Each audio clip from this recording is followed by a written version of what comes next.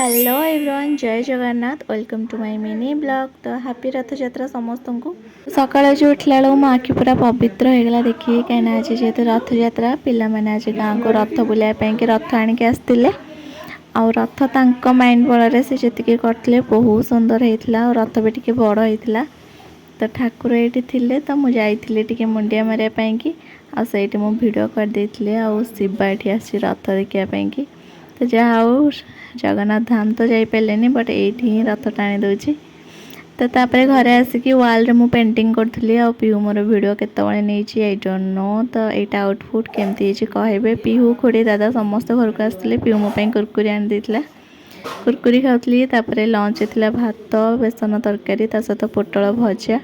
तापर evening time रे सजबाज होगी बाहरी पड़ली। वार्षिक यज्ञ हुए कहीं बाबा माने महादेव आज जन्मदिन जेहेतु सब वर्ष आम गाँव में यज्ञ हुए महादेव मंदिर आरंभ है दिन ठू। तो ये यज्ञ आमर होता तो आम समस्त जाइलु बट वर्षा कथा कौन कहे आज्ञा वर्षा तो गोटे मिनिट भी छाड़ुनी। तो से वर्षा जहाँ भी हो बहुत बढ़िया अरेंजमेंट से करते बट लोक किसी कमी जाते यज्ञ किसी भाइब्स